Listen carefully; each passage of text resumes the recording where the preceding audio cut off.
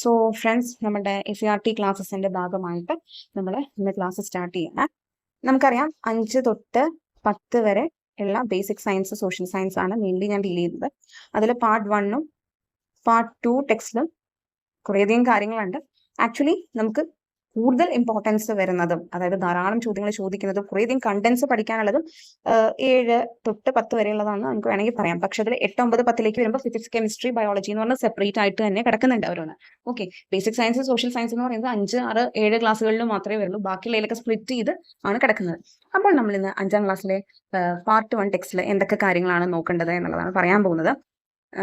ആദ്യം അതൊന്ന് പറഞ്ഞിട്ട് നമുക്ക് ക്ലാസ്സിലോട്ട് കിടക്കാം. ഓക്കെ, അപ്പോൾ ഇതിൽ ഞാൻ ചാപ്റ്റർ 3 തൊട്ടാണ് എഴുതിയേക്കുന്നത് എങ്കിൽ കൂടി ചാപ്റ്റർ 2 കുറച്ച് കാര്യങ്ങൾ നമുക്ക് വേണം. അപ്പോൾ എന്തായാലും ക്ലാസ്സിൽ നമ്മളത് പറഞ്ഞിട്ട് ചാപ്റ്റർ 3 പോകുള്ളൂ. ഓക്കെ, ചാപ്റ്റർ 3 തൊഴിൽ വൈവിധ്യങ്ങൾ, ചാപ്റ്റർ 4 വസ്ത്രത്തിന്റെ നാൾവഴികൾ, ചാപ്റ്റർ 5 വരയ്ക്കാൻ വായിക്കാം, ചാപ്റ്റർ 6 ജനങ്ങൾ. ഇത്രയും പാഠങ്ങളാണ് നമുക്ക് സോഷ്യൽ സയൻസ് ക്ലാസ് 5 പാർട്ട് 1 ടെക്സ്റ്റിൽ ആവശ്യമായിട്ടുള്ളത്. അപ്പോൾ നമുക്ക് ഡയറക്റ്റ് ക്ലാസ്സിലോട്ട് കിടക്കാം.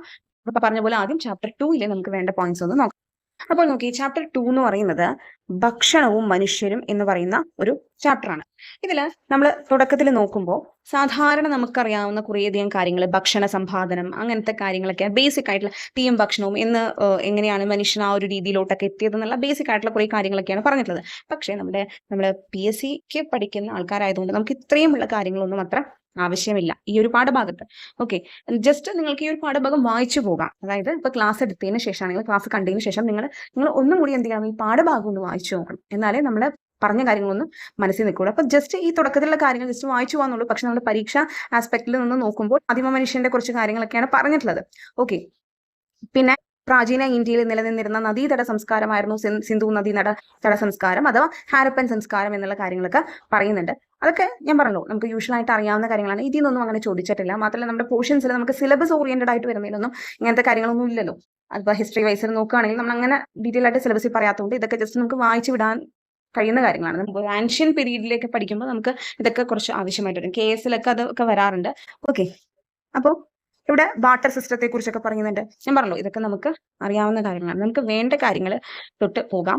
ഇവിടെ മെയിൻലി പറഞ്ഞു വെക്കുന്ന ഒരു കാര്യമാണ് ദേശങ്ങൾ കടന്നും ഭക്ഷ്യവസ്തുക്കളുടെ കൈമാറ്റം എന്ന് പറയുന്നത്. അത് നമുക്കറിയാവുന്ന കാര്യമാണ് അല്ലെ. പ്രാചീന കാലം മുതൽ തന്നെ നമ്മുടെ നാടിന് വിദൂര ദേശങ്ങളുമായി സാധനങ്ങളുടെ കൈമാറ്റം ഉണ്ടായിരുന്നു. നമുക്കറിയാവുന്ന കാര്യമാണ്. നമ്മൾ കേരള ഹിസ്റ്ററിയിൽ പറയുന്ന ഒരു കാര്യമാണ് എന്താ, അറബികളുമായിട്ട് ഒരു വ്യാപാര ബന്ധം ഉണ്ടായിരുന്നു. അത് പോർച്ചുഗീസുകാരെ വന്നിട്ട് എന്ത് ചെയ്യാൻ ശ്രമിച്ചു, അറബികളുമായിട്ടുള്ള ഈ ഒരു സംഭവം, അതായത് സാമൂതിരിയൊക്കെ ആയിട്ട് ഉള്ള ആ ഒരു കച്ചവട ബന്ധം, കോഴിക്കോട് സാമൂതിരിയായിട്ടുള്ള കച്ചവട ബന്ധമൊക്കെ എന്താണ് ഇല്ലാതാക്കാനൊക്കെ ശ്രമിച്ചു എന്നുള്ളതൊക്കെ നമുക്കറിയാം. അപ്പോൾ അന്ന് തൊട്ടേ വ്യാപാരം ഉണ്ട് അല്ലെ. റോമാക്കാർ, ചൈനക്കാർ, അറബികൾ, പേർഷ്യക്കാർ, ജൂതർ എന്നിവരുമായാണ് പ്രധാനമായും എന്ത് ചെയ്യുന്നത്, കൈമാറ്റം നിലനിന്നിരുന്നത്. ഇവരുമായിട്ടാണ് മെയിൻലി ട്രേഡ് റിലേഷൻസ് ഉണ്ടായിരുന്നത്. ഇത് ജനറലി ആണ് പറയുന്നത്. ഓക്കെ, ജനറലി അങ്ങനെയായിരുന്നു. ഇനി മെയിൻലി എന്തൊക്കെയാണ് കൈമാറ്റം ചെയ്യപ്പെട്ടത് നമുക്കറിയാം. ഇവിടെ നിന്ന് ധാരാളം ഉണ്ടല്ലേ, എപ്പോഴും ഇവിടെ നിന്ന് കൊണ്ടുപോകാൻ ബ്രിട്ടീഷുകാരാണെങ്കിലും അതുപോലെ തന്നെ പോർച്ചുഗീസുകാരാണെങ്കിലും ഒക്കെ ഇവിടെ നിന്ന് എന്ത് വസ്തുക്കൾ കൊണ്ടുപോകാനാണ് ശ്രമിച്ചിരുന്നത്, കുരുമുളകാണ് മെയിൻലി അല്ലെ. കുരുമുളക്, ഏലം, ഇഞ്ചി, ഗ്രാമ്പൂ, കറുവപ്പട്ട തുടങ്ങിയ സുഗന്ധവ്യഞ്ജനങ്ങൾ, സ്പൈസസ് ആണ് ഏറ്റവും കൂടുതൽ അവർക്ക് എന്താണ് വേണ്ടിയിരുന്നത്. കാരണം എന്താ, ആലോചിച്ചറിയാം, നിങ്ങൾക്ക് അറിയാമായിരിക്കും. ഈ സ്പൈസസ് എന്ന് പറയുന്ന സംഭവം അന്നത്തെ കാലത്ത് ഈ മീറ്റ് ഒക്കെ ഉണ്ടല്ലോ, അപ്പോൾ ഈ മീറ്റൊക്കെ കേടാവാതിരിക്കാൻ, പ്രിസർവ് ചെയ്യാൻ ഈ പറയുന്ന സ്പൈസസിന്റെ ആ ഒരു ഇതിൽ ഇട്ട് വെച്ച് കഴിഞ്ഞാൽ കേടാവില്ല എന്നുള്ള ഒരു സംഭവം ഉണ്ടായിരുന്നു. അതുകൊണ്ടാണ് ഇവര് മെയിൻ എന്തുകൊണ്ട് ഈ സ്പൈസസിന് വേണ്ടിയിട്ട് ഈ പറയുന്ന യൂറോപ്യൻസ് ഒക്കെ ഇവിടേക്ക് വന്നുകൊണ്ടിരുന്നത്. കാരണം അവരുടെ ആ ഒരു യൂറോപ്യൻ രാജ്യങ്ങൾ എന്ന് പറഞ്ഞാൽ തന്നെ നിങ്ങൾക്ക് അറിയാം, ഭയങ്കര തണുപ്പ് ഒക്കെ, വളരെ കോൾഡ് ക്ലൈമറ്റ് ഒക്കെ ഫേസ് ചെയ്യുന്ന ആൾക്കാരാണ് യൂറോപ്യൻസ് അല്ലെ. അപ്പൊ അവിടെ ഈ മീറ്റ് പ്രിസർവ് ചെയ്യാനൊക്കെ ഈ പറയുന്ന സ്പൈസസിന്റെ ഇതിലുള്ള സംഭവത്തിൽ ഇട്ട് വെച്ച് കഴിഞ്ഞാൽ കേടാവില്ല. അപ്പൊ അതിന് വേണ്ടിയിട്ടാണ് അവർ മെയിൻലി എന്താണ് ഇവിടെ കച്ചവടത്തിനായിട്ട് വന്നത്, ഇവിടെ നിന്ന് കൊണ്ടുപോകാനൊക്കെ ശ്രമിച്ചതും. സോ മോണോപ്പൊളി ഓഫ് ട്രേഡ് എന്ന് പറയുന്നതായിരുന്നു മെയിൻ മോട്ടീവ് അല്ലെ. താൻ മാത്രം, തന്റെ രാജ്യത്തിലുള്ള ഇപ്പൊ പോർച്ചുഗീസുകാർ വിചാരിച്ചിരുന്നത് താൻ മാത്രം മതി ഈ ഒരു കച്ചവടത്തിന്, ആ ഒരു ട്രേഡിന് തങ്ങൾ മാത്രം മതി എന്നുള്ള രീതിയിലേക്കൊക്കെ പിന്നെ എത്തുന്നുണ്ട് അല്ലെ. ബ്രിട്ടീഷുകാർ വിചാരിച്ചത് തന്നെയാണ്.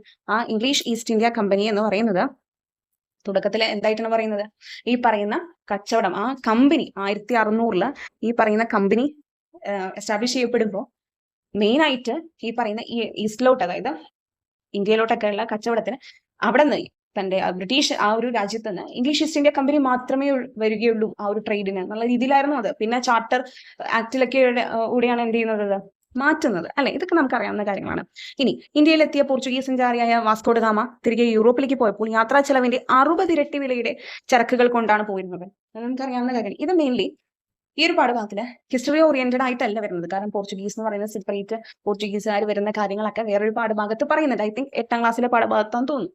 അപ്പോൾ ഇത് ജസ്റ്റ് മെൻഷൻ ചെയ്യുന്നതാണ് വാസ്കോ ഡ ഗാമ വന്നിരുന്നു എന്നുള്ള രീതിയിൽ.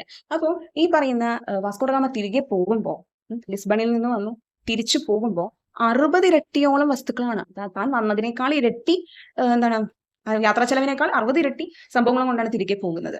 അപ്പോൾ അതൊക്കെ ആ ഒരു സ്റ്റേറ്റ്മെന്റ് ആയിട്ട് വരാൻ സാധ്യതയാണ് എത്ര ഇരട്ടി. കാരണം ഈ കഴിഞ്ഞ എക്സാമിലൊക്കെ നമ്മൾ നോക്കുകയാണെങ്കിൽ എക്സാക്ട് നമ്പർ എടുത്ത് അവർ ചോദിച്ചിട്ടുണ്ട്. ഇപ്പോൾ നമ്മുടെ ഹോർത്തൂസ് മലബാറിക്കസ് നിങ്ങൾക്കറിയാലോ, ഡച്ചുകാരുടെ ഇതിൽ നമ്മൾ പഠിക്കുന്നതാണ് ഹോർത്തൂസ് മലബാറിക്കസ് എന്ന് പറയുന്ന പുസ്തകത്തിന്റെ കാര്യം. ആ പുസ്തകത്തിൽ 742 ഔഷധ സസ്യങ്ങളാണ് മെൻഷൻ ചെയ്തിരുന്നത് എന്നുള്ളതാണ് അവർ കൃത്യം അതുപോലെ എണ്ണമാണ് കറക്റ്റ് ചോദിച്ചത്. എത്ര ഔഷധ സസ്യങ്ങൾ. അപ്പൊ ഇങ്ങനെയുള്ള സംഖ്യകൾ എത്ര ഇരട്ടി ഇങ്ങനെയുള്ള കാര്യങ്ങൾ ശ്രദ്ധിച്ചു നോക്കണം. അതുകൊണ്ടാണ് ഇതൊക്കെ സ്റ്റേറ്റ്മെന്റ് ആയിട്ട് വരാം, അല്ലാതെ ഡയറക്റ്റ് ചോദിക്കാം എന്നുള്ള രീതിയിൽ ഞാൻ പറഞ്ഞത്. ഓക്കെ, ഇനി വളരെയേറെ കൈമാറ്റങ്ങൾ, ഇങ്ങനെ ഭക്ഷ്യവസ്തുക്കളുടെ കൈമാറ്റമായിരുന്നല്ലോ ഒന്ന് മെയിൻലി. അങ്ങനെ കൈമാറ്റം വഴി ഇവിടേക്ക് വന്ന സംഭവങ്ങളാണ് ഇതൊക്കെ എന്നുള്ള രീതിയിൽ ജസ്റ്റ് പറഞ്ഞിട്ടുണ്ട്. ഇതൊന്നും അത്രയും സ്ട്രെസ് ചെയ്യേണ്ട. പേരയ്ക്ക, പപ്പായ, കൈതച്ചക്ക, കശുവണ്ടി, മരച്ചീനി, ഉരുളക്കിഴങ്ങ് ഒക്കെ ഇങ്ങനെ വന്നതാണെന്നുള്ളതൊക്കെ ജസ്റ്റ് പറയുന്നുണ്ട്. ഓക്കെ, ഇനി നമുക്ക് വേണ്ടത് ഈ ഒരു സെക്കൻഡ് ചാപ്റ്റർ ഞാൻ പറയില്ല. സെക്കൻഡ് ചാപ്റ്ററിൽ നിങ്ങൾക്ക് കൂടുതൽ കാണാൻ പറ്റില്ല, പക്ഷെ ചില പോയിന്റ്സ് ഒന്ന് നിങ്ങളുടെ ശ്രദ്ധയിൽപ്പെടുത്താൻ വേണ്ടിയിട്ടാണ് സെക്കൻഡ് ചാപ്റ്ററിൽ നിന്ന് തന്നെ തുടങ്ങാമെന്ന് ഞാൻ വിചാരിച്ചത്. ഓക്കെ, അപ്പൊ ഇവിടെ നോക്കി, ഭക്ഷണവും അസമത്വവും. ഭക്ഷണവുമായി ബന്ധപ്പെട്ട് നമ്മുടെ നാട്ടിൽ പലതരത്തിലുള്ള അസമത്വങ്ങളും അക്കാലത്ത് നിലനിന്നിരുന്നു. സാമൂഹികമായ അസമത്വങ്ങൾ എല്ലാ വിഭാഗം ജനങ്ങളും ഒരുമിച്ചിരുന്ന് ഭക്ഷണം കഴിക്കുന്നതിൽ തടസ്സമുണ്ടാക്കി. കാരണം നാനാ ജാതി മതസ്ഥര് ഒരുമിച്ചിരുന്ന് കഴിക്കാൻ പാടില്ല എന്നുള്ളൊരു സിസ്റ്റം, ഒരു അങ്ങനെ caste based untouchability and other things അന്ന് ഉണ്ടായിരുന്നു എന്നുള്ളത് നമുക്കറിയാവുന്നതാണ് അല്ലെ. അപ്പോ ഈ പറയുന്ന കാര്യങ്ങൾ കാരണം ഒരുമിച്ചിരുന്ന് ഭക്ഷണം കഴിക്കാൻ പാടില്ല. ഈ വിവേചനത്തിനെതിരെ സാമൂഹിക പരിഷ്കർത്താവായ സഹോദരൻ അയ്യപ്പന്റെ നേതൃത്വത്തിൽ എറണാകുളത്തെ ചെറായിൽ മിശ്രഭോജനം നടത്തുകയുണ്ടായി. ഇത് ഇമ്പോർട്ടന്റ് ആണ്. ഇത് നടന്ന വർഷം ചോദിച്ചിട്ടുണ്ട്. ഓക്കെ, സ്റ്റേറ്റ്മെന്റ് ആയിട്ട് ചോദിച്ചിട്ടുണ്ട്. കഴിഞ്ഞ എക്സാമിന് ഐ തിങ്ക് സെക്രട്ടറി അസിസ്റ്റന്റ് മെയിൻസിന് ചോദിച്ചിട്ടുണ്ടെന്ന് തോന്നുന്നു കേട്ടോ. ആ ചോദ്യപേപ്പറിൽ കണ്ട പോലെ ഓർമ്മ. എക്സാക്ട് വർഷം എടുത്ത് തന്നെ ഇതൊരു പേപ്പറിൽ ചോദിച്ചിട്ടുണ്ട്. ഞാൻ കുറേയധികം പേപ്പേഴ്സ് ഞാൻ അങ്ങനെ വർക്ക്ഔട്ട് ചെയ്യുന്ന സമയത്ത് കണ്ടിട്ടുണ്ട് കേട്ടോ. അപ്പൊ ഇത് ശ്രദ്ധിക്കണം. അതാണ്. അപ്പൊ നമ്മള് ഇവിടെ ഈ പറയുന്ന സഹോദരൻ അയ്യപ്പൻ നടത്തിയ മിശ്രഭോജനം എന്ന് പറയുന്ന ഒരു ചെറിയ പോർഷനിലേ നമുക്ക് ഇവിടെ തന്നിട്ടുള്ളൂ. അപ്പോൾ ആ ഒരു സംഭവത്തിന് മുൻപ് നമ്മൾ എന്ത് ചെയ്യണം? സഹോദരൻ അയ്യപ്പനെ കുറിച്ച് ഒന്ന് മനസ്സിലാക്കണം. ഇപ്പൊ ഇവിടെ അധികം ടെക്സ്റ്റിൽ അങ്ങനെ ഒന്നും പറഞ്ഞിട്ടില്ല. ഓക്കെ, അപ്പൊ നമ്മൾ എന്ത് ചെയ്യും? ഈ പറയുന്ന സഹോദരൻ അയ്യപ്പൻ എന്ന് പറയുന്ന സാമൂഹിക പരിഷ്കർത്താവിനെ കുറിച്ച് മനസ്സിലാക്കാൻ പോവാണ്. കുറച്ചധികം ഇമ്പോർട്ടന്റ് ആയിട്ടുള്ള ഫാക്ട്സ് ഉണ്ട്, സ്ഥിരം പരീക്ഷകൾക്ക് ചോദിക്കാൻ സാധ്യതയുള്ളതാണ്. അത് മാത്രമേ നമുക്ക് റെലവെന്റ് ആയിട്ടുള്ളത് മാത്രം നോക്കിപ്പോയാൽ മതി. ഓക്കെ, അപ്പോ ഇതില് ഇപ്പൊ ഈ പറയുന്ന നവോത്ഥാന നായകരുണ്ടല്ലോ, ഇങ്ങനെ നമുക്ക് ടെക്സ്റ്റിലെ ഓരോ ചാപ്റ്റേഴ്സിലും ഇമ്പോർട്ടന്റ് ആയിട്ടുള്ള റിനൈസൻസ് ലീഡേഴ്സിനെ കാണാൻ സാധിക്കും. അപ്പോൾ ആ ലീഡേഴ്സിന്റെ തീർച്ചയായിട്ടും ഞാൻ അതിന്റെ എക്സ്ട്രാ ഫാക്ട്സ് പറയും. ഇത് നിങ്ങൾക്ക് LGS എക്സാമിന് വളരെയധികം ഹെൽപ്ഫുൾ ആയിരിക്കും. കാരണം അതൊരു പോർഷൻ തന്നെയായിട്ട് നമുക്കുണ്ട്. LGSന് വളരെയധികം ടഫായിട്ട് ചോദിക്കാൻ സാധ്യതയുള്ള ഒരു ഏരിയയാണ് റിനൈസൻസ് ലീഡേഴ്സ് എന്ന് പറയുന്നത്. സ്റ്റേറ്റ്മെന്റ് ടൈപ്പായിട്ട് ഇഷ്ടം പോലെ ചോദിക്കും. ഓക്കെ, അപ്പോൾ ഈ നമ്മൾ ഈ ഒരു LDC, LGS, VFA എന്നുള്ള ഒരു കോഴ്സിൽ SCRT ചാപ്റ്റേഴ്സ് പഠിക്കുമ്പോൾ ഞാൻ ഈ പറയുന്ന സാമൂഹിക പരിഷ്കർത്താവിന്റെ എക്സ്ട്രാ ഡീറ്റെയിൽസ് നിങ്ങളൊന്ന് ശ്രദ്ധിച്ചു വെച്ചേക്കാം, ഒന്ന് നോട്ട് ചെയ്തേക്കാം. നിങ്ങളുടെ കയ്യിൽ റാങ്ക് ഫയലോ അങ്ങനത്തെ പുസ്തകങ്ങളോ ഉണ്ടെങ്കിൽ ഒന്ന് മാർക്ക് ചെയ്ത് വെച്ചാലൊക്കെ മതി. ഓക്കെ, ജസ്റ്റ് ആദ്യം കേട്ടിരിക്കാം. അപ്പോൾ ഇങ്ങനെ ടെക്സ്റ്റ് വെച്ചിട്ട് ഞാൻ നിങ്ങൾക്ക് പറഞ്ഞു തരുമ്പോൾ ഹെൽപ്ഫുൾ ആകുമെന്ന് വിചാരിക്കുന്നു. തീർച്ചയായിട്ടും നിങ്ങൾക്ക് ഹെൽപ്ഫുൾ ആകുന്നുണ്ടെങ്കിൽ താഴെ കമന്റ് ചെയ്യണം കേട്ടോ. അപ്പൊ നമുക്ക് ആദ്യം സഹോദരൻ അയ്യപ്പനെ കുറിച്ച് ഒന്ന് നോക്കാം. അന്ന് നമുക്ക് മിശ്രഭോജനം എന്ന് പറയുന്ന ആ ഒരു സംഭവത്തിലേക്ക് കിടക്കാം. അപ്പൊ നമുക്ക് അദ്ദേഹത്തെ കുറിച്ചുള്ള വേണ്ട പോയിന്റ്സ് നോക്കാം. ജനനവർഷം നോക്കി വെക്കണം കേട്ടോ നിങ്ങൾ. അത് ചോദിക്കും, LGSന് ചോദിക്കുന്നതാണ്. അപ്പോൾ 1889 ഓഗസ്റ്റ് 21 സഹോദരൻ അയ്യപ്പൻ ജനിച്ചത്. ഓക്കെ, ജന്മസ്ഥലം നിങ്ങൾക്ക് അറിയാമായിരിക്കും, ചെറായി, എറണാകുളം ജില്ലയിലെ ചെറായിലാണ് അദ്ദേഹം ജനിക്കുന്നത്. ഓക്കെ, അപ്പൊ അദ്ദേഹത്തിന്റെ റിയൽ നെയിം എന്താണെന്നറിയോ? കുമ്പളത്ത് പറമ്പ് അയ്യപ്പൻ എന്നാണ്. ഓക്കെ, അത് ഞാൻ എഴുതേണ്ട ആവശ്യമില്ലല്ലോ, കുമ്പളത്തു പറമ്പ് അയ്യപ്പൻ എന്നാണ്. പക്ഷെ അദ്ദേഹത്തിന് ഈ ഒരു സഹോദരൻ എന്ന് പറയുന്ന ഒരു പ്രിഫിക്സ് കിട്ടിയത് അദ്ദേഹം ഈ പറയുന്ന മിശ്രഭോജനം എന്ന് പറയുന്ന ആ ഒരു സംഭവം, ഒരു റെവല്യൂഷണറി ആയിട്ടുള്ള ഒരു സംഭവം ഓർഗനൈസ് ചെയ്തത് കൊണ്ടാണ്. അദ്ദേഹത്തിന് ബ്രദർ എന്ന് പറയുന്നത്, അതായത് സഹോദരൻ എന്ന് നമ്മൾ മലയാളത്തിൽ പറയില്ല, അത് ആ ഒരു പ്രിഫിക്സ് ആയിട്ട് നെയിമിന്റെ മുന്നിൽ വന്നത്. ഓക്കെ, അപ്പോ അദ്ദേഹം തീർച്ചയായിട്ടും നമ്മുടെ ശ്രീനാരായണ ഗുരുവിന്റെയും ഒക്കെ വലിയൊരു ഫോളോവർ ആയിരുന്നു. മാത്രമല്ല അദ്ദേഹമാണ് ഈ പറയുന്ന ഒരു ജേണൽ, ഓക്കെ, ആ ജേണലിന്റെ പേര് സഹോദരൻ എന്ന് തന്നെയായിരുന്നു കേട്ടോ. സഹോദരൻ എന്ന് പറയുന്ന ജേണലിന്റെ ഫൗണ്ടറും അതുപോലെ തന്നെ യുക്തിവാദി എന്ന് പറയുന്ന മാഗസീന്റെ എഡിറ്ററുമായിരുന്നു. ഓക്കെ, എഡിറ്റർ ആയിരുന്നു കേട്ടോ. ഏതിന്റെ? യുക്തിവാദിയുടെ. ശ്രദ്ധിക്കുമല്ലോ. ഇനി ഈ പറയുന്ന സഹോദരൻ എന്ന് പറയുന്ന ഈ ഒരു മാസിക ഉണ്ടല്ലോ, ഈ മാസിക അദ്ദേഹം ആരംഭിച്ച മാസികയാണ്. അപ്പോൾ ഈ മാസിക അദ്ദേഹം ആരംഭിച്ചത് മട്ടാഞ്ചേരിയിൽ നിന്നായിരുന്നു കേട്ടോ. ഒന്ന് ജസ്റ്റ് മനസ്സിലാക്കി വെച്ചാൽ മതി. മട്ടാഞ്ചേരിയിൽ നിന്നാണ് ഇത് ആരംഭിക്കുന്നത്. അതുപോലെ തന്നെ നമുക്ക് വളരെ സ്ഥിരം ചോദിക്കുന്ന ഇമ്പോർട്ടൻ്റ് ആയിട്ടുള്ള ഒരു ക്വസ്റ്റൻ ഉണ്ട്, വിദ്യാപോഷിണി അല്ലെ. വിദ്യാപോഷിണി എന്ന് പറയുന്ന സാംസ്കാരിക സംഘടനയ്ക്ക് രൂപം നൽകിയത് ആരാണ്? സഹോദരൻ അയ്യപ്പനാണ്. ഓക്കെ, അപ്പൊ ഇത്രയും ഫാക്ട്സ് കിട്ടിയില്ലേ? ഇനി അദ്ദേഹം സഹോദര സംഘം എന്ന് പറയുന്ന ഒരു സംഭവവും ഫോം ചെയ്യുന്നുണ്ട്. ഓക്കെ, സഹോദര സംഘം, ഇതൊക്കെ ഓർക്കാൻ എളുപ്പമാണ്, കാരണം പേരിന്റെ ഒപ്പം സഹോദര എന്നൊക്കെ ഉള്ളതുണ്ടല്ലോ. 1917 അദ്ദേഹം ഇത് ഫോം ചെയ്യുന്നത്. ഇതേ വർഷം, ഓക്കെ, ഇതേ വർഷം തന്നെയാണ് അദ്ദേഹം മിശ്രഭോജനം, വളരെ ഇമ്പോർട്ടന്റ് ആണ്, മിശ്രഭോജനം സംഘടിപ്പിക്കുന്നത്. 1917 ചെറായിലാണ്. ഓക്കെ, ചെറായിലാണ് ഇത് സംഘടിപ്പിക്കുന്നത്. ഈ 2 വർഷവും ഒപ്പം നമുക്ക് ഓർത്തു വെക്കാൻ പറ്റും, സഹോദര സംഘവും മിശ്രഭോജനവും അല്ലെ. ഇപ്പോ ഈ ഒരു മിശ്രഭോജനം സംഘടിപ്പിച്ചതിന് ശേഷമാണ് അദ്ദേഹത്തിന്, ഞാൻ പറഞ്ഞല്ലോ സഹോദരൻ എന്ന് പറയുന്ന ഒരു പ്രിഫിക്സും കിട്ടിയത്. അതുപോലെ തന്നെ അദ്ദേഹത്തിന് മറ്റൊരു പേരും ലഭിച്ചു, പുലയൻ അയ്യപ്പൻ. പുലയൻ അയ്യപ്പൻ. ഓക്കെ, ഇനി ഇദ്ദേഹം കൊച്ചി മന്ത്രിസഭയിലും തിരുക്കൊച്ചി മന്ത്രിസഭയിലും അംഗമായിരുന്ന ഒരു സാമൂഹിക പരിഷ്കർത്താവാണ്. ഏതൊക്കെയാണ്? കൊച്ചി മന്ത്രിസഭയിലും ഉണ്ടായിരുന്നു, അതുപോലെ തന്നെ തിരുവിതാംകൂർ മന്ത്രിസഭയിലും ഉണ്ടായിരുന്നു എന്നുള്ള കാര്യം എന്ത് ചെയ്യണം? ഓർത്തു വയ്ക്കണം. ഓക്കെ, രണ്ടിതിലും ഉണ്ടായിരുന്നു. ഇനി നമ്മൾ മെയിൻ ഫാക്ട്സ് മാത്രമേ നോക്കുന്നുള്ളൂ കേട്ടോ.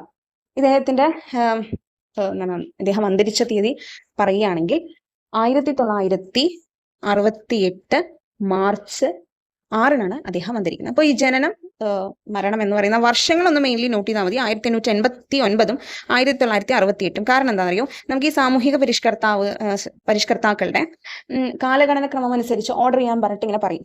ഇവര് താഴത്തെ നിട്ടുള്ളവയിൽ എന്ന് പറഞ്ഞ് ചോദിച്ചിട്ടുണ്ട് കേട്ടോ. അതുകൊണ്ട് തന്നെ ഞാൻ എടുത്തു പറഞ്ഞത്. അപ്പൊ ഇപ്പോഴേ പഠിച്ചു പോയാൽ നമ്മൾ ഓരോ റിനൈസൻസ് ലീഡേഴ്സിന്റെയും നോക്കിപ്പോയാൽ നമുക്ക് എളുപ്പമല്ലേ. അപ്പൊ ഞാൻ പറഞ്ഞല്ലോ, വേണ്ടത് മാത്രം മതി നമുക്ക് ഫാക്ട്സ് പഠിക്കാൻ, അല്ലാതെ കുറെ മഗപ്പ് ചെയ്യേണ്ട ആവശ്യമില്ല. ഇനി അദ്ദേഹത്തെ കുറിച്ച് നമുക്ക് അറിയേണ്ട ഒരു കാര്യം, അദ്ദേഹം പറഞ്ഞിരിക്കുന്ന ഉദ്ധരണികൾ ജസ്റ്റ് ഒന്ന് മനസ്സിലാക്കിയിരിക്കാം. അപ്പൊ അദ്ദേഹത്തിന്റെ ഫേമസ് ആയിട്ടുള്ള 2 സ്റ്റേറ്റ്മെന്റ്സ് ആണത്. ഒന്ന്, സ്വതന്ത്രമായി ചിന്തിക്കുക, ധീരമായി ചോദ്യം ചെയ്യുക എന്നുള്ളതും, അതുപോലെ തന്നെ ജാതി വേണ്ട, മതം വേണ്ട, ദൈവം വേണ്ട, മനുഷ്യന് എന്നുള്ളതും.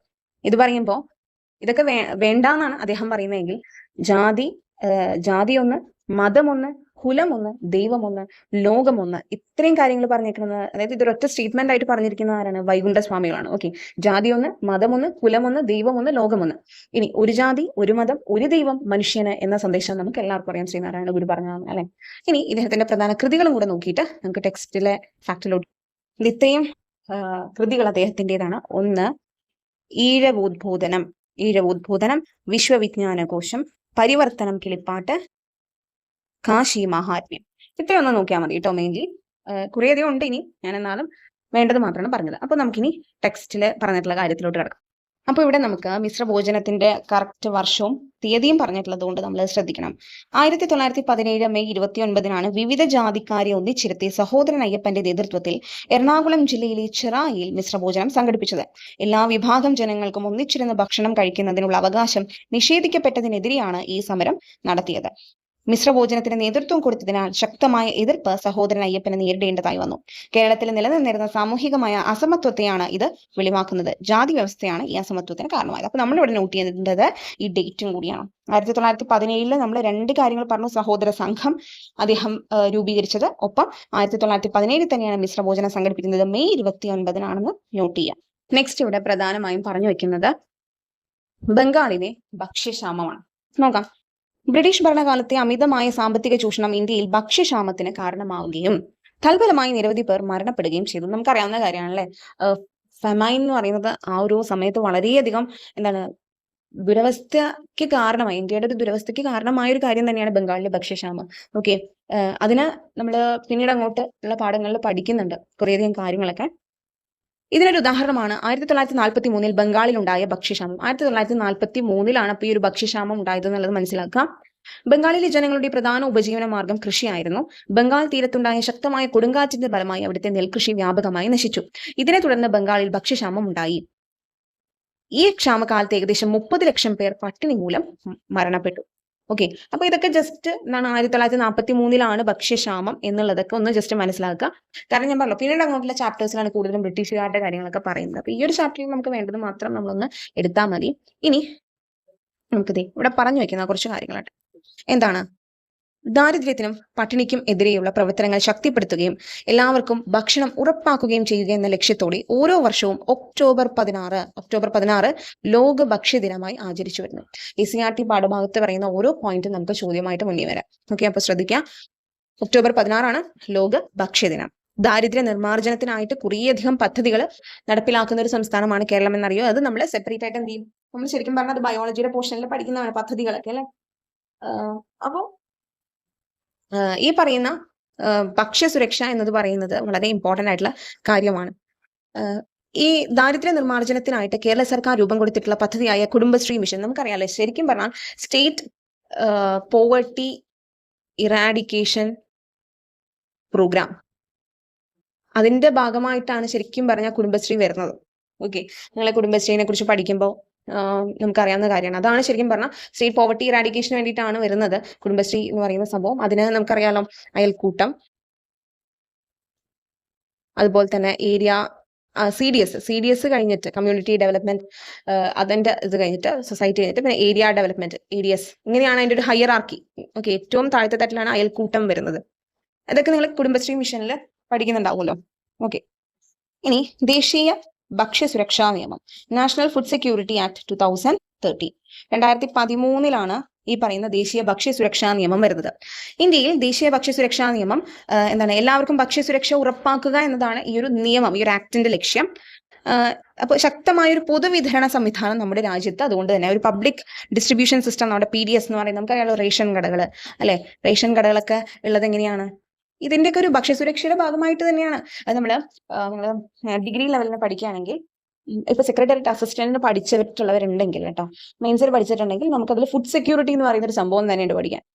അപ്പോൾ ആ ഫുഡ് സെക്യൂരിറ്റിയിൽ നമ്മൾ ഈ ഒരു പോളിസി പറയുന്നുണ്ട്. എങ്ങനെയാണ് ഈ പറയുന്ന റേഷൻ ഷോപ്സ്, അത് ഈ പറയുന്ന കാറ്റഗറീസ്, BPL, അതിന് മുന്നിൽ എന്താണ് അന്നപൂർണ, അന്ത്യോദയ അന്ന യോജന, AAY കാർഡുകൾ, APL, അതുപോലെ തന്നെ പിന്നെ വൈറ്റ് കാർഡ് ഉള്ളതൊക്കെ ഉണ്ടല്ലോ. അപ്പൊ കേരളത്തിലാണ് ഈ ഒരു കളർ കോമ്പിനേഷൻ ഒക്കെ ഉള്ളത് കേട്ടോ. നീല APL, പിങ്ക് BPL, മഞ്ഞ അന്ത്യോദയ അന്ന യോജന, പിന്നെ വൈറ്റ് ആണ്, APL ബ്ലൂ ആണ്. വൈറ്റ് എന്ന് പറയുന്നത് ഇതിൽ ഒന്നിലും പെടാത്ത ഏറ്റവും ടോപ്പിലുള്ളതാണ്. ഓക്കെ, അപ്പോൾ അതിനെക്കുറിച്ച് ജസ്റ്റ് ഇതൊരു ഭക്ഷ്യ കാര്യവുമായിട്ട് റിലേറ്റ് ചെയ്തുകൊണ്ടാട്ടോ ഇവർ ജസ്റ്റ് ഇതൊക്കെ പറഞ്ഞു പോയിട്ടുള്ളൂ. നമുക്ക് ഇനി അങ്ങോട്ടുള്ള ക്ലാസ്സുകളിൽ കൂടുതൽ പറയുമ്പോൾ നമുക്ക് അവിടെ അഡീഷണൽ ഫാക്ട്സ് കുറച്ചും കൂടെ കൂടുതൽ പറയാം. ഓക്കെ, കാരണം ഇത് നമുക്കൊരു 5ാമത്തെ സ്റ്റാൻഡേർഡിൽ ഇത്രയല്ലേ പറയുന്നുള്ളൂ. ഇനി അങ്ങോട്ടുള്ളതിൽ നമുക്ക് കൂടുതൽ കാര്യങ്ങൾ വരുന്നുണ്ട്. അപ്പോൾ അവിടെ നമുക്ക് ഡീറ്റെയിൽഡ് ആയിട്ട് നോക്കാം. ഇനി നമുക്ക് ഏറ്റവും ഇമ്പോർട്ടൻ്റ് ആയിട്ടുള്ള കാര്യമാണ് ഈ പറയുന്ന അന്താരാഷ്ട്ര വർഷങ്ങൾ അല്ലെ, ഇന്റർനാഷണൽ ഇയേഴ്സ്. നമ്മൾ ഈ ഒരു കാര്യം കണ്ടെത്തുമ്പോൾ ഇവിടെ ജസ്റ്റ് പറഞ്ഞിട്ടുള്ളത് എന്താണ്, 2023 ചെറുധാന്യങ്ങളുടെ ഉൽപാദനവും ഉപഭോഗവും പ്രോത്സാഹിപ്പിക്കുക എന്ന ലക്ഷ്യത്തോടു കൂടിയാണ് 2023 അന്താരാഷ്ട്ര ഇന്റർനാഷണൽ ഇയർ ഓഫ് മില്ലറ്റ്സ് ആയിട്ട് പ്രഖ്യാപിച്ചത്. ഓക്കെ, മില്ലറ്റ്സ് എന്ന് പറഞ്ഞാൽ ചെറുധാന്യങ്ങൾ. ഓക്കെ, ഇനി അപ്പൊ നമ്മൾ ഇത് പഠിക്കുമ്പോൾ, ഇത് കാണുമ്പോൾ നമ്മൾ ഒബ്വിയസ്ലി 2024, 25, 26 ഒന്ന് പഠിക്കുന്നത് നല്ലതാണ്. അതൊരു കറണ്ട് അഫെയർ റിലേറ്റഡ് ആയിട്ടുള്ള ഫാക്ട് ആണ്. അപ്പൊ ഈ കറണ്ട് അഫെയറിലെ ചില കാര്യങ്ങളൊക്കെ നമ്മൾ ഈ ടെക്സ്റ്റുകളിൽ കാണുന്ന കുറച്ച് കാര്യങ്ങളായിട്ട് ക്ലബ് ചെയ്ത് പഠിച്ചാലുണ്ടല്ലോ നമ്മൾ ഒരിക്കലും മറക്കില്ല. ഓക്കെ, നമുക്ക് കറണ്ട് അഫെയർസ് പഠിക്കാൻ കുറച്ചും കൂടെ എളുപ്പം. അപ്പൊ ഇവിടെ എന്താണ് അന്താരാഷ്ട്ര മില്ലറ്റ് വർഷത്തെ കുറിച്ച് പറയുന്നത്? പ്രധാന ലക്ഷ്യം പറഞ്ഞല്ലോ, ഇത് നല്ല രീതിയിൽ ഇതിന്റെ പ്രൊഡക്ഷൻ കൂട്ടുക, ഇതിന്റെ കൺസംഷൻ, ഇത് എല്ലാവരും കഴിക്കണം എന്നുള്ള രീതിയിൽ പ്രോത്സാഹിപ്പിക്കുക, ഇതൊക്കെയാണ്. ആക്ച്വലി എന്താണ് മില്ലറ്റ്സ്? പുല്ലുവർഗത്തിൽ പെടുന്ന ധാന്യവിളകളാണ് ചെറുധാന്യങ്ങൾ എന്ന് പറയുന്നത്. പുല്ലുവർഗത്തിൽ പെടുന്നതാണ് ഇത്. ജോവർ, റാഗി, വരക്, തിന തുടങ്ങിയവയൊക്കെ ഇതിൽ വരുന്നതാണ്. ഓക്കെ, അപ്പോൾ എന്താണ് ഇവയുടെ ഒരു പ്രത്യേകത? ഇത് ഇവിടെ പറയുന്നുണ്ട്. ഹൃദയ സംബന്ധമായ പ്രശ്നങ്ങളെയും മറ്റ് ജീവിതശൈലി രോഗങ്ങളെയും നിയന്ത്രിക്കാൻ ചെറുധാന്യങ്ങൾക്ക് കഴിയും. അതുകൊണ്ടാണ് ഇത് ആ ഒരു വർഷം ഇന്റർനാഷണൽ ഇയർ ഓഫ് മില്ലറ്റ്സ് ആയിട്ട് പ്രഖ്യാപിച്ചത്. അതിനാൽ പോഷക സമൃദ്ധമായ ചെറുധാന്യങ്ങൾ നമ്മുടെ ഭക്ഷണത്തിൽ എപ്പോഴും ഉൾപ്പെടുത്തുന്നത് നല്ലതാണ്. നിങ്ങളിപ്പോൾ മില്ലറ്റിന്റെ നൂഡിൽസ് ഒക്കെ കഴിക്കാറില്ലേ? മില്ലറ്റിന്റെ നൂഡിൽസ് ഒക്കെ ഇപ്പോൾ അവൈലബിൾ ആണ്, നല്ല ഹെൽത്തി ആണെന്നുള്ള രീതിയിലൊക്കെ. അപ്പൊ അതാണ് സംഭവം. ബാർലി ഒക്കെ അതിൽ പെടും. അതോടെ കാണി റാഗി, മണിച്ചോളം, ജോവർ, ബാർലി, വരക്, ബജ്ര, തിന. അപ്പോൾ ഈ ചാപ്റ്ററിൽ ഇത്രയേ ഉള്ളൂ. നമുക്ക് ആ ഒരു വർഷങ്ങളുടെ ഞാൻ പറഞ്ഞ ഒരു കറണ്ട് അഫെയർ റിലേറ്റഡ് ആയിട്ടുള്ള പോർഷൻ ആണ്. അപ്പൊ നമുക്ക് 2024 പ്രത്യേകത എന്തായിരുന്നു? അന്താരാഷ്ട്ര ഒട്ടക വർഷമായിരുന്നു. ഓക്കെ, ഇന്റർനാഷണൽ ഇയർ ഓഫ് ക്യാമലിറ്റ്സ് എന്നാണ് കേട്ടോ ഇംഗ്ലീഷിൽ പറയുകയാണെങ്കിൽ പറയാം, ക്യാമലിറ്റ്സ്. ഓക്കെ, ഇനി 2025 നിങ്ങൾ കറണ്ട് അഫയേഴ്സ് പഠിച്ചിട്ടുണ്ടെങ്കിൽ ഒന്നല്ല കുറേയധികം കാര്യങ്ങളുടെ ഇന്റർനാഷണൽ ഇയർ ആയിരുന്നു. എന്തൊക്കെയാണെന്ന് നമുക്ക് ഓരോന്നായിട്ട് നോക്കാം. ഒന്ന്, വേറൊരു colour, international year of peace and trust. ഞാൻ ഷോർട്ട് ഫോം ആയിട്ടാണ് കേട്ടോ എഴുതിയേക്കണേ, ഒന്ന് ശ്രദ്ധിക്കാം. International year of peace and trust. 2, international year of glaciers preservation. ഹിമാനി സംരക്ഷണം എന്ന് മലയാളത്തിൽ പറയും, glaciers preservation. 3, international year of quantum science and technology. 4, international year of cooperatives. Okay, അപ്പോൾ ഇത്രയും കാര്യങ്ങളുടെ ഇതായിരുന്നു 2025 എന്ന് പറയുന്ന വർഷം. എപ്പോഴും ചോദിക്കുന്നതാണ്, താഴെ തന്നിട്ടുള്ളവയിൽ ഏതാണ് 2025 ഇന്റർനാഷണൽ ഇയറിന്റെ തീമിന്റെ ഭാഗമാവാത്തത് എന്നുള്ളത് ചോദിക്കാൻ സാധ്യതയുണ്ട്. ഈ 4 എണ്ണം ഓർക്കുക: peace and trust, glaciers preservation, quantum science and technology, cooperatives. ഇതിൽ cooperatives, international year of cooperatives ഉണ്ടല്ലോ, അതിനെക്കുറിച്ച് പറയുകയാണെങ്കിൽ അതിന്റെ ഒരു മെയിൻ തീം എന്തായിരുന്നെന്ന് അറിയോ? Cooperatives build a better world എന്നുള്ളതായിരുന്നു. Okay, cooperatives build a better world എന്നുള്ളതായിരുന്നു മെയിൻ തീം. അപ്പൊ മെയിൻ ഉദ്ദേശം എന്താണ് ഇങ്ങനെ ഒരു ഇന്റർനാഷണൽ ഇയർ ഓഫ് കോപ്പറേറ്റീവ്സ് ആചരിക്കാൻ കാരണമെന്ന് വെച്ച് കഴിഞ്ഞാൽ, ഈ കോപ്പറേറ്റീവ്സിന്റെ സഹായത്തോടു കൂടി ഓക്കെ എന്താണ് സസ്റ്റൈനബിൾ ഡെവലപ്മെന്റ് ഗോൾസ് അറിയാലോ നിങ്ങൾക്ക്, SDGs 13 സസ്റ്റൈനബിൾ ഡെവലപ്മെന്റ് ഗോൾസ് അല്ലേ.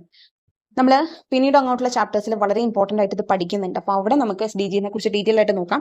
ഇപ്പോൾ ജസ്റ്റ് മനസ്സിലാക്കുക, ഈ പറയുന്ന SDGs നടപ്പിലാക്കാൻ, അത് അച്ചീവ് ചെയ്യാൻ വേണ്ടിയിട്ട് എന്താണ് ഒരുമിച്ച് ശ്രമിക്കുക എന്നുള്ളതൊക്കെയാണ് ഈ ഒരു എന്താണ് അതിൽ കോപ്പറേറ്റീവ്സിന്റെ ആ ഒരു പവർ എത്രത്തോളം ഉണ്ട് in achieving sustainable development goals and എന്താ പറയുക സോഷ്യൽ ഇൻക്ലൂഷൻ, അതുപോലെ തന്നെ ഇക്കണോമിക് എംപവർമെന്റ്, ഇതിനൊക്കെ ആ ഒരു കോപ്പറേറ്റീവ്സിന്റെ ഒരു സഹകരണം.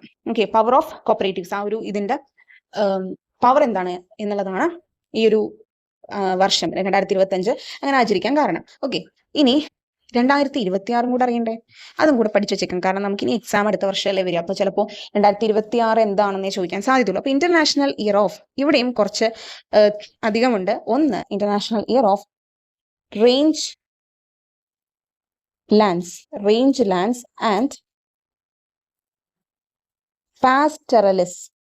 ഓക്കെ, അപ്പോൾ international year of rangelands and pastoralists എന്താണെന്നറിയോ? ഈ റേഞ്ച് ലാൻഡ്സ് ആൻഡ് പാസ്റ്ററലിസ് എന്ന് പറഞ്ഞു കഴിഞ്ഞാൽ, റേഞ്ച് ലാൻഡ്സ് എന്ന് പറഞ്ഞു കഴിഞ്ഞാൽ വാസ്റ്റ് നാച്ചുറൽ ലാൻഡ്സ്കേപ്സ് ആണ്. Okay, typically dominated by grass, shrubs, ഇങ്ങനെയുള്ള സംഭവങ്ങളൊക്കെ ഉൾക്കൊള്ളുന്ന ഒരു ടൈപ്പ് ഓഫ് ലാൻഡ്സ്കേപ്പ് ആണ് എന്തെന്ന് പറയുന്നത്, റേഞ്ച് ലാൻഡ്സ് എന്ന് പറയുന്നത്. ഓക്കെ, അപ്പോൾ വാസ്റ്റ് ആയിട്ടുള്ള ഗ്രാസും ഷ്രബും അങ്ങനെയുള്ള സംഭവങ്ങളൊക്കെ ഉള്ളതാണ്. ഈ പറയുന്ന ഗ്രേസിങ്ങിന്, ഇപ്പൊ ആട് മേയ്ക്കാനൊക്കെ പറ്റാവുന്ന സ്ഥലങ്ങളാണ് റേഞ്ച് ലാൻഡ്സ് എന്ന് പറയുന്നത്. അതുപോലെ തന്നെ പാസ്റ്ററലിസ് എന്ന് പറഞ്ഞു കഴിഞ്ഞാൽ ഈ പറയുന്ന രീതിയിൽ എന്താണ് ഈ ഗ്രേസിങ്ങിനൊക്കെ ചെയ്യുന്ന ആൾക്കാരില്ലേ, ആട് മേയ്ക്കാൻ പോകുന്ന, അതായത് അതിന് വേണ്ടിയിട്ട് പോകുന്ന, നമ്മുടെ മലയാളത്തിൽ ഒരു പേര് പറയുമല്ലോ, കന്നുകാലികളൊക്കെ മേയ്ക്കാൻ കൊണ്ടുപോയി അങ്ങനെ ജീവിക്കുന്നവരില്ലേ, അതാണ് എന്താ ഈ പറയുന്ന പാസ്റ്ററലിസ്റ്റ് എന്ന് പറയാം. അവർ ഈ പറയുന്ന മീറ്റ്, മിൽക്ക്, വൂള് അതിനൊക്കെ വേണ്ടിയിട്ട് ഈ എന്താണ് ആനിമൽസിനെ ഹേർഡ് ചെയ്യാൻ പറ്റുന്ന ഓക്കെ അങ്ങനെയുള്ളത് പറയുന്നതാണ് പാസ്റ്ററലിസ്റ്റ് എന്ന് പറഞ്ഞു കഴിഞ്ഞാൽ. ഓക്കെ, അപ്പോൾ അതാണ് international year of rangelands and pastoralist. പിന്നെ ഈ ഒരു 2026 എന്ന് പറയുന്നത് international year of volunteers for sustainable development. Then international year of the woman farmer.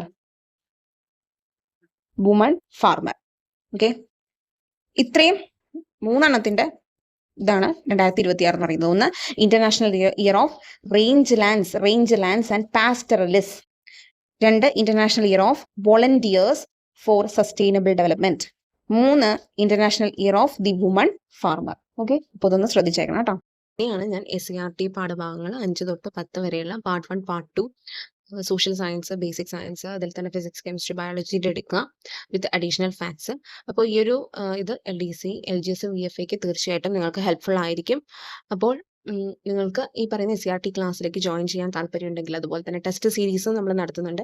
അതിലേക്കും join ചെയ്യാൻ താല്പര്യമുണ്ടെങ്കിൽ താഴെ കാണുന്ന ടെലിഗ്രാം ചാനലിന്റെ ലിങ്കിൽ ജോയിൻ ചെയ്യുക. അതിന് ഡയറക്റ്റ് മെസ്സേജ് അയച്ചു കഴിഞ്ഞാൽ നിങ്ങൾക്ക് ഈ കോഴ്സിലോട്ട് ജോയിൻ ചെയ്യാം. അപ്പോൾ അതിന്റെ ഭാഗമായിട്ടുള്ള ക്ലാസ്സസുകൾ നിങ്ങൾക്ക് കിട്ടുന്നതായിരിക്കും. അപ്പോൾ ഇത് ജസ്റ്റ് നിങ്ങൾക്ക് ഒരു ഇൻട്രോ പോലെ ഞാൻ കാണിച്ചു തന്നതാണ്. ഇതിനു മുമ്പ് ഞാൻ ഡെമോസ് എടുത്തിട്ടുണ്ട്. പക്ഷേ ഇത് നമ്മൾ കൃത്യം ആ ഒരു ഓർഡറിൽ 5th സ്റ്റാൻഡേർഡ് തൊട്ട് സ്റ്റാർട്ട് ചെയ്തതാണ്.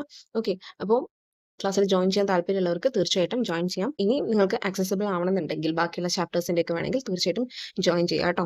അപ്പോൾ താഴെ കാണുന്ന ടെലിഗ്രാം ചാനൽ ലിങ്കിൽ കയറുക, ഡയറക്റ്റ് മെസ്സേജ് അയക്കുക. Okay, so thank you for